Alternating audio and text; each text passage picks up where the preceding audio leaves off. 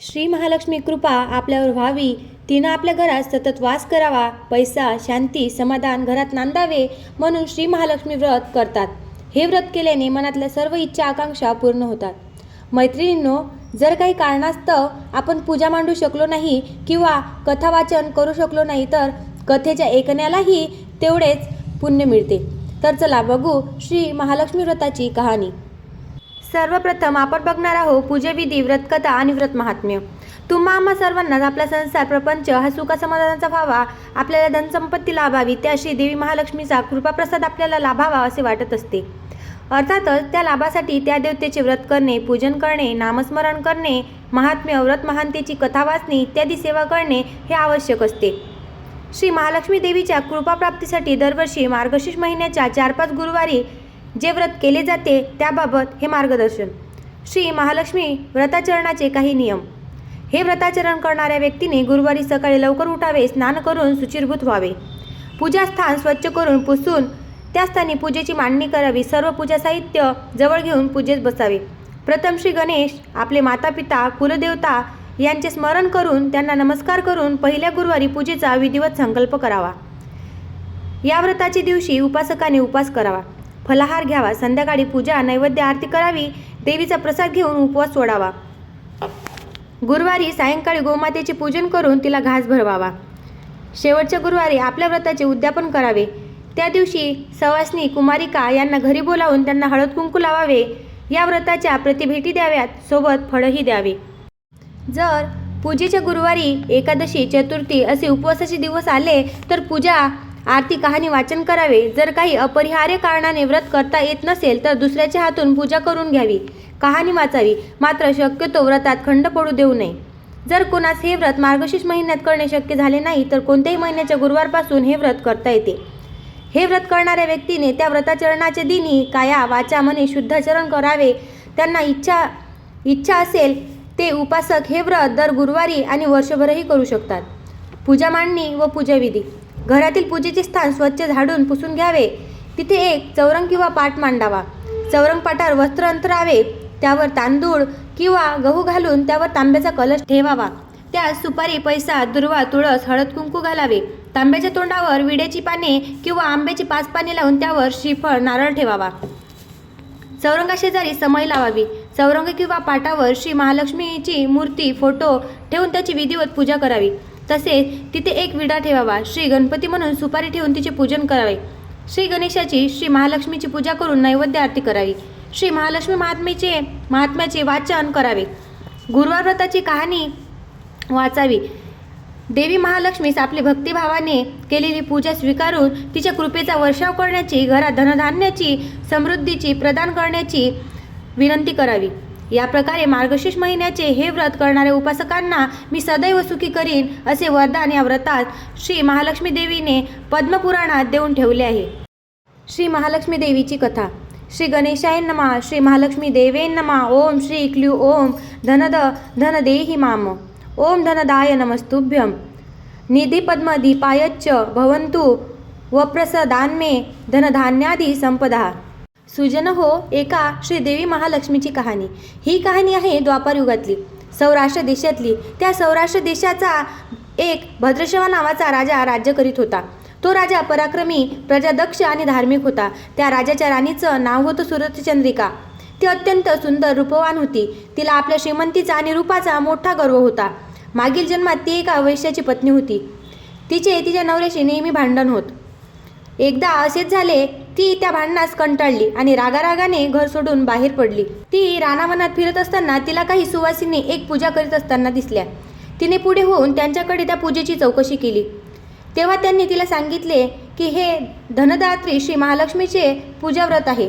तिने त्यांच्याकडून त्या देवीच्या व्रताची संपूर्ण माहिती घेतली. पुढे ती मोठ्या भक्तिभावाने ते व्रत करू लागली.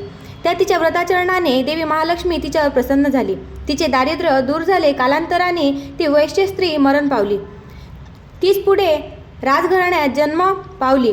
तिचा भद्रश्रवा राजाशी विवाह झाला. ती राणी झाली. त्या दोघांना 7 पुत्र आणि एक सुंदर अशी कन्या झाली. त्या कन्येचे नाव होते श्यामबाला. एकदा काय झाले, देवीच्या मनात आले की आपण सुरतचंद्रिका राणी जाऊन भेटावे, तिला आपली ओळख पटते का पाहावे. मग देवीने काय केले, एका म्हातारीचे रूप घेतले, फाटकं तुटकं लुगडं नेसली, माती मळवट भरला, हाती एक काठी घेतली. म्हातारी काठी टेकत टेकत राणीला भेटायला थेट तिच्या राजवाड्यातच आली.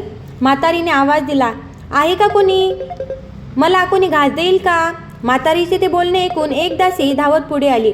तिने मोठ्या विनयाने त्या म्हातारीस विचारले, अहो आजीबाई, कोण तुम्ही, इथं कशाला आणि कोणाकडे आला आहात, तुमचं काय काम आहे, तुम्ही कुठून आलात, तुमचे नाव काय. त्यावर मधून खोकत खोकत म्हातारी त्या दासीला म्हणाली, अगं माझं नाव कमला, मी द्वारकेहून आली आहे. तुझ्या सुरतचंद्रिका राणीस भेटायला. कुठे आहे ती राणी. तेव्हा ती दासी हलक्याच आवाजात म्हणाली, आजी, राणीसाहेब आता त्यांच्या महालात आहे, मैत्रिणीशी गप्पा गोष्टी करत आहेत. त्यांनी जर तुला इथे या अवतारात बघितलं ना तर त्या रागावतील, तुला उनदुनं बोलतील, आपल्या मैत्रिणीच्या समोर तुझा अपमान करतील. त्यापेक्षा तू असं कर, आपल्या एका आडोशाला बस, त्यांच्या मैत्रिणी गेल्या की मी तू आल्याची वार्ता राणीसाहेबांना देते. दासीचे ते बोलणे ऐकून म्हातारीस राग आला. तिने रागारागाने म्हणू लागली, अगं ही तुझी राणी आता धनसंपत्तीने रूपाने गर्विष्ठ झाली आहे. ती आज राणी झाली आहे खरी, पण मागच्या जन्मी ती एक दारिद्र्याची वैश्य स्त्री होती. त्या जन्मात तिने माझे श्रीलक्ष्मी व्रत केले म्हणून तिला या जन्मी हे राजवैभव प्राप्त झाले. पण ती मात्र आता गर्विष्ठ उन्मत्त झाली आहे. तिला याचा परिणाम भोगावा लागेल, तेव्हा तिचे डोळे उघडतील. जाते मी, असे म्हणून ते म्हातारी तावातावाने निघाली. तेव्हा दासी घाबरली. तिने म्हातारीचे पाय धरले, तिला पाणी दिले आणि तिची क्षमा मागितली. हात जोडून दासी म्हणाली, आजी, तू हे व्रत मला सांग, मी ते व्रत श्रद्धेने भक्तिभावाने अवश्य करीन. मी उतणार नाही, मातणार नाही, घेतला वसा टाकणार नाही. माझ्यावर दया कर आणि मला ते तुझे व्रत सांग. म्हातारीला त्या दासीची दया आली. म्हातारीने तिला त्या लक्ष्मीव्रताची सारी माहिती दिली. म्हातारी काठी टेकत टेकत परत निघाली. तोच भद्रश्रवा राजाची मुलगी श्यामबाला ही तिथे धावत आली. तिने दासी व म्हातारीचा संवाद ऐकला. ती म्हातारीचे पाय धरून तिला आपला परिचय दिला. मोठ्या विनयाने श्यामबाला देवीस म्हणाली, आजी, रागावू नकोस, माझी आई चुकली, मी तिच्या वतीने क्षमा मागते. आईचे जरी तुझ्या व्रताकडे पाठ फिरवली असली तरी मी तसं करणार नाही. मी घेतला वसा टाकणार नाही, व्रत मोडणार नाही. तू मला तुझ्या व्रताची माहिती दे. राजकन्या श्यामबाला हिचे ते बोलणे ऐकून देवीस तिची दया आली. तिने तिला त्या मार्गशीर्ष महिन्यातील लक्ष्मीव्रताची संपूर्ण माहिती दिली. आणि म्हातारी आता परतणार तोच तिथे राणी सुरतचंद्रिकाही धावत आली.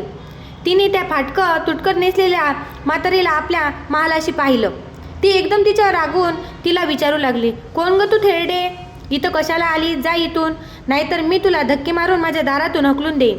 ते शब्द ऐकून म्हातारी संतापली. तिने रागाने आपले डोळे गरागरा फिरवले. ती तोंडातल्या तोंडात काहीतरी पुटपुटली आणि संतापाने निघून गेली. सुजन हो, त्या म्हातारी रूपी देवी महालक्ष्मीने हे व्रत सांगितले. ते व्रत मोठ्या भक्तिभावाने आणि श्रद्धेने केल्यामुळे ती दासी पुढे खरोखरच सुखी झाली. राजकन्या श्यामबाला हिनेही त्या व्रताचे श्रद्धेने आचरण केले.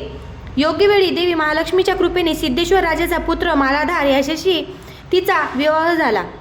ती मोठ्या राजवैभवात सुखाने राहू लागली. इकडे मात्र देवी लक्ष्मी ही त्या भद्रश्रवाच्या राजवाड्यातून अपमानित होऊन निघून गेल्याने पुढे लवकरच शत्रूंनी त्याच्या राज्यावर चाल केली. त्याने राज्य बळकावले. राजा राणीस आपल्याच राज्यातून परागंदा व्हावे लागले. झाल्या गोष्टीचे राजा भद्रश्रवास खूप वाईट वाटले. राणी सुरतचंद्रिकेसही आपल्या केल्या कृत्याचा पस्ताव होऊ लागला. एकेकाळच्या राजवैभवात असलेल्या राजा राणीस आता रानावनात भुकेल्या पोटी फिरण्याचे दिवस आले. असाच काही काळ गेला. एक दिवस राजा भद्रश्रवाच्या मनात आपल्या लेकीस भेटण्याची तीव्र इच्छा झाली. तो एकटाच पायी चालत चालत तिच्या नगरीत आला. दमला भागलेला राजा नदीकाठी विश्रांतीसाठी विसावला. राणीच्या एका दासीने त्यास पाहिले. त्यांच्या आगमनाची वार्ता राजवाड्यात दिली. मालाधार जावयाने त्वरित सासऱ्या सन्मानाने आणण्यासाठी रथ पाठविला. राजाचे स्वागत करून त्यास वस्त्रालंकार भूषणे दिली. मोठ्या आदराने प्रेमाने ठेवून घेत त्याचा उचित आदर सन्मान केला. काही दिवस आपल्या लेकीच्या घरचा पाहुणचार घेऊन राजा परत निघाला. तेव्हा मालाधाराने त्यास हंडा भरून धन दिले. लेकीने पित्यास भरल्या गळ्याने निरोप दिला. भद्रश्रवा राजास तो तसा हंडा घेऊन आलेला पाहून सुरतचंद्रिकाईला मोठा आनंद झाला. तिने घाईघाईने त्या हंड्यावरचे झाकण दूर केले आणि आत पाहिले तर काय, आत धन नव्हते, तर त्या धनाचे झालेले कोळसे होते.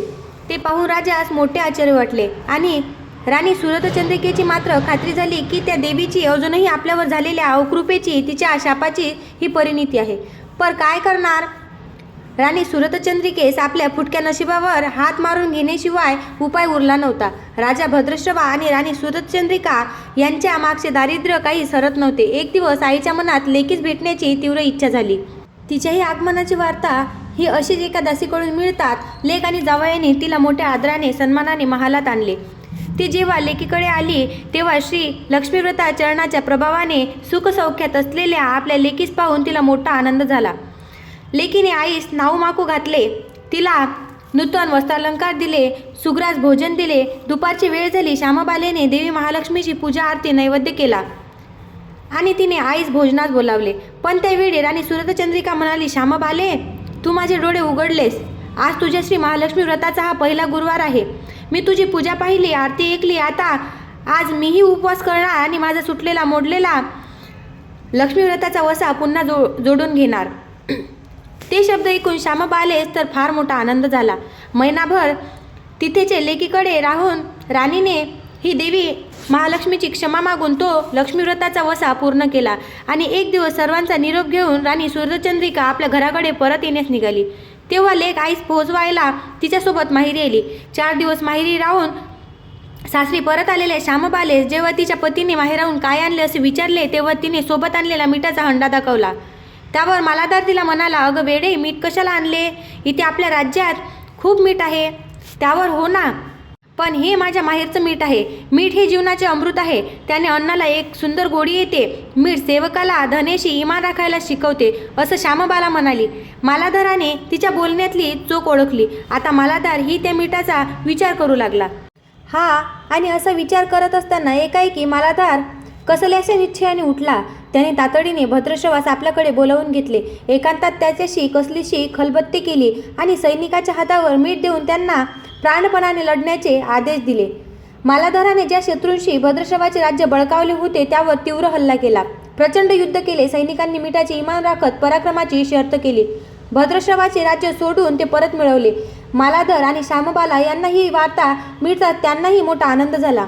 मालाधाराने ते भद्रश्रवास परत दिले.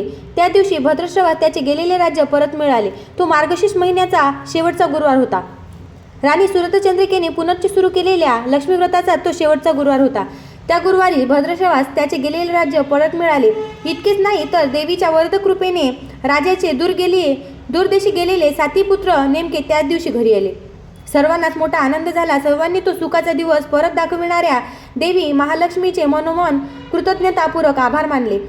तिच्या नावाचा जय जयकार केला. सुजन हो, या श्री महालक्ष्मी व्रताचा महिमा हा असा आहे, जे कोणी भक्त भाविक हे व्रत निष्ठेने भक्तिभावाने आचरतात ना, त्यांच्यावर देवी महालक्ष्मी आपल्या कृपेचा वर्षाव करते.